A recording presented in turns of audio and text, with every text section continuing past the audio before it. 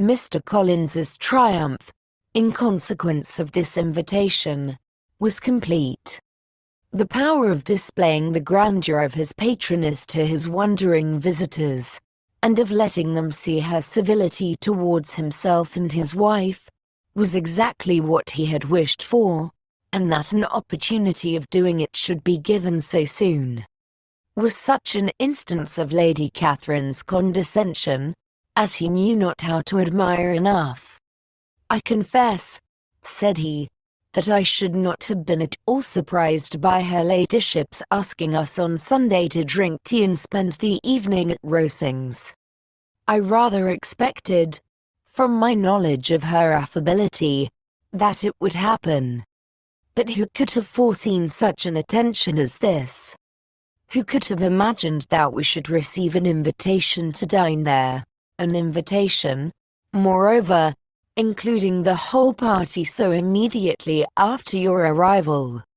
"I am the less surprised at what has happened," replied Sir William, "from that knowledge of what the manners of the great really are, which my situation in life has allowed me to acquire. About the court, such instances of elegant breeding are not uncommon. Scarcely anything was talked of the whole day or next morning but their visit to Rosings. Mr. Collins was carefully instructing them in what they were to expect, that the sight of such rooms, so many servants, and so splendid a dinner, might not wholly overpower them. When the ladies were separating for the toilette, he said to Elizabeth, "Do not make yourself uneasy, my dear cousin, about your apparel. Lady Catherine is far from requiring that elegance of dress in us which becomes herself and her daughter. I would advise you merely to put on whatever of your clothes is superior to the rest. There is no occasion for anything more. Lady Catherine will not think the worse of you for being simply dressed. She likes to have the distinction of rank preserved." While they were dressing, he came 2 or 3 times to their different doors, to recommend their being quick, as Lady Catherine very much objected to be kept waiting for her dinner. Such formidable accounts of her ladyship, and her manner of living, quite frightened Maria Lucas, who had been little used to company, and she looked forward to her introduction at Rosings with as much apprehension as her father had done to his presentation at St. James's. As the weather was fine, they had a pleasant walk of about half a mile across the park. Every park has its beauty and its prospects, and Elizabeth saw much to be pleased with, though she could not be in such raptures as Mr. Collins expected the scene to inspire, and was but slightly affected by his enumeration of the windows in front of the house, and his relation of what the glazing altogether had originally cost Sir Louis de Bourgh. When they ascended the steps to the hall, Maria's alarm was every moment increasing, and even Sir William did not look perfectly calm. Elizabeth's courage did not fail her. She had heard nothing of Lady Catherine that spoke her awful from any extraordinary talents or miraculous virtue, and the mere stateliness of money or rank she thought she could witness without trepidation. From the entrance hall, of which Mr. Collins pointed out, with a rapturous air, the fine proportion and the finished ornaments, they followed the servants through an antechamber, to the room where Lady Catherine, her daughter, and Mrs. Jenkinson were sitting. Her ladyship, with great condescension, arose to receive them, and as Mrs. Collins had settled it with her husband that the office of introduction should be hers, it was performed in a proper manner, without any of those apologies and thanks which he would have thought necessary. In spite of having been at St. James's, Sir William was so completely awed by the grandeur surrounding him, that he had but just courage enough to make a very low bow, and take his seat without saying a word, and his daughter, frightened almost out of her senses, sat on the edge of her chair, not knowing which way to look. Elizabeth found herself quite equal to the scene, and could observe the three ladies before her composedly. Lady Catherine was a tall, large woman, with strongly marked features, which might once have been handsome. Her air was not conciliating, nor was her manner of receiving them such as to make her visitors forget their inferior rank. She was not rendered formidable by silence, but whatever she said was spoken in so authoritative a tone, as marked her self-importance, and brought Mr. Wickham immediately to Elizabeth's mind, and from the observation of the day altogether, she believed Lady Catherine to be exactly what he represented. When, after examining the mother, in whose countenance and deportment she soon found some resemblance of Mr. Darcy, she turned her eyes on the daughter, she could almost have joined in Maria's astonishment at her being so thin and so small. There was neither in figure nor face any likeness between the ladies. Mr. Borg was pale and sickly. Her features, though not plain, were insignificant, and she spoke very little, except in a low voice, to Mrs. Jenkinson, in whose appearance there was nothing remarkable, and who was entirely engaged in listening to what she said, and placing a screen in the proper direction before her eyes. After sitting a few minutes, they were all sent to one of the windows to admire the view, Mr. Collins attending them to point out its beauties, and Lady Catherine kindly informing them that it was much better worth looking at in the summer. The dinner was exceedingly handsome, and there were all the servants and all the articles of plate which Mr. Collins had promised, and, as he had likewise foretold, he took his seat at the bottom of the table, by her ladyship's desire, and looked as if he felt that life could furnish nothing greater. He carved, and ate, and praised with delighted alacrity, and every dish was commended, first by him and then by Sir William, who was now enough recovered to echo whatever his son-in-law said, in a manner which Elizabeth wondered Lady Catherine could bear. But Lady Catherine seemed gratified by their excessive admiration, and gave most gracious smiles, especially when any dish on the table proved a novelty to them. The party did not supply much conversation. Elizabeth was ready to speak whenever there was an opening, but she was seated between Charlotte and Mr. Borg, the former of whom was engaged in listening to Lady Catherine, and the latter said not a word to her all dinner time.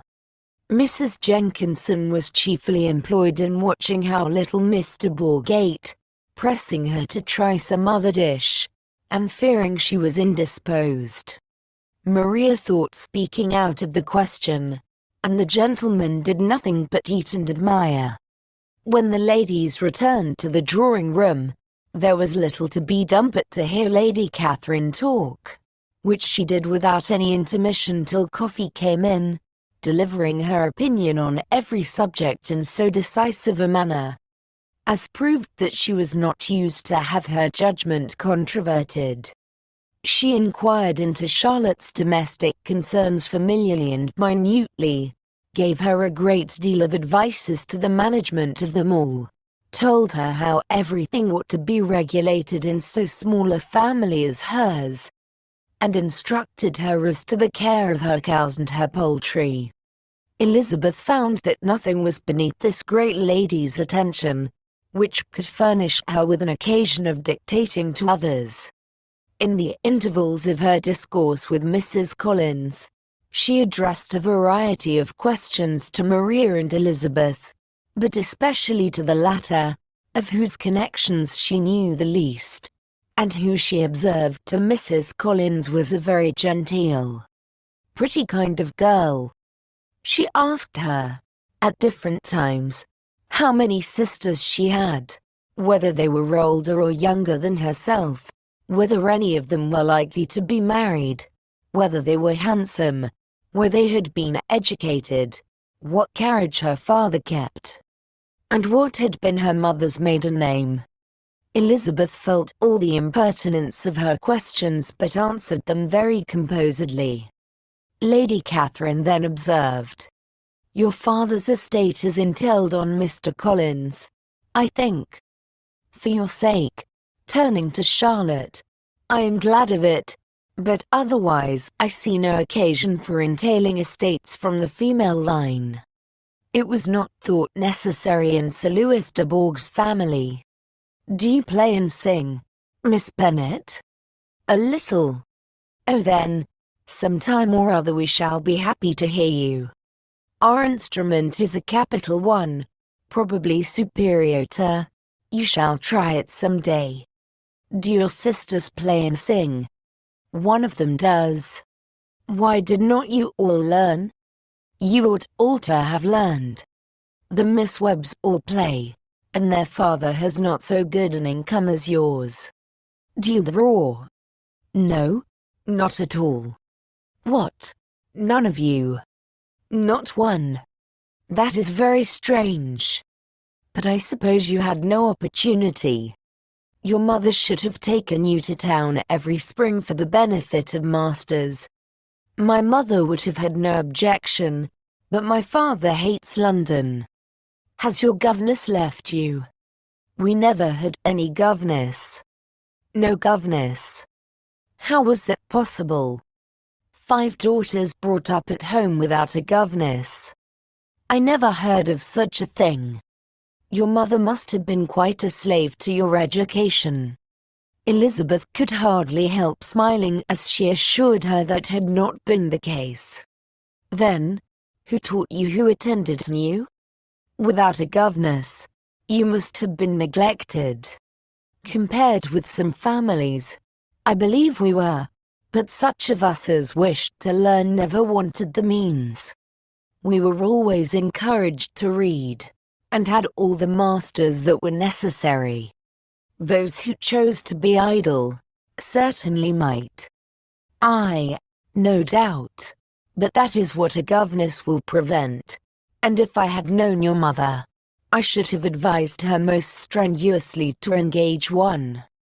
I always say that nothing is to be done in education without steady and regular instruction, and nobody but a governess can give it. It is wonderful how many families I have been the means of supplying in that way. I am always glad to get a young person well placed out. 4 nieces of Mrs. Jenkinson are most delightfully situated through my means, and it was but the other day that I recommended another young person, who was merely accidentally mentioned to me, and the family are quite delighted with her. Mrs. Collins, did I tell you of Lady Metcalfe's calling yesterday to thank me? She finds Miss Pope a treasure.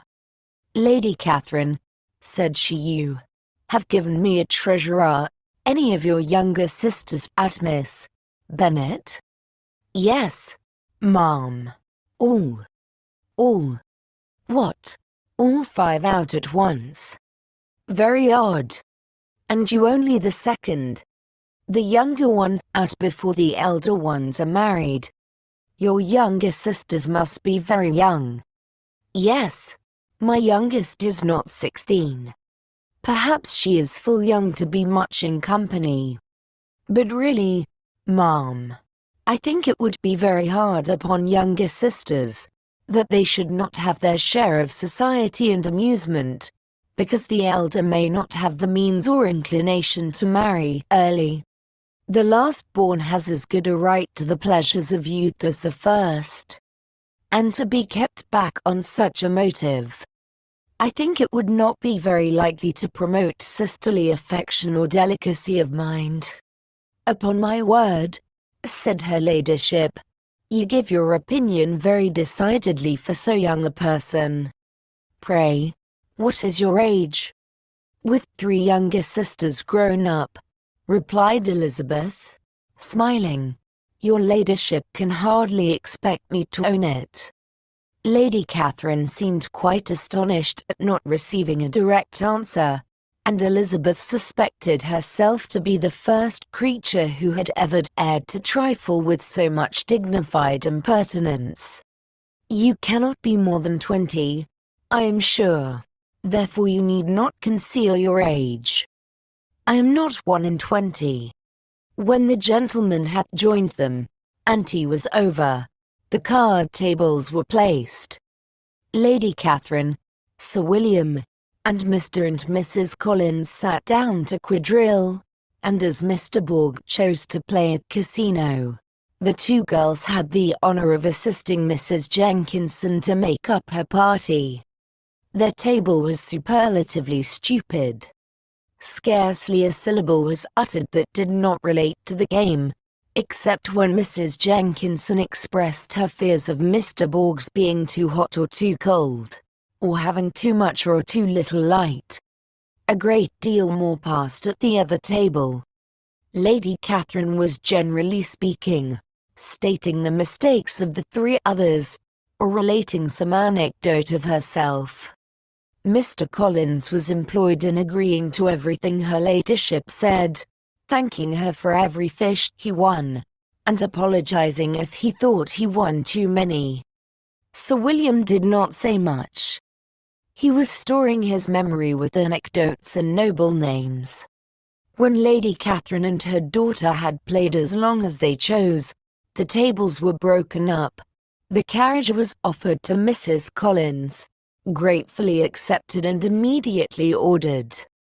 The party then gathered round the fire to hear Lady Catherine determine what weather they were to have on the morrow. From these instructions they were summoned by the arrival of the coach, and with many speeches of thankfulness on Mr. Collins's side and as many bows on Sir William's they departed. As soon as they had driven from the door, Elizabeth was called on by her cousin to give her opinion of all that she had seen at Rosings, which, for Charlotte's sake, she made more favourable than it really was. But her commendation, though costing her some trouble, could by no means satisfy Mr. Collins, and he was very soon obliged to take her ladyship's praise into his own hands.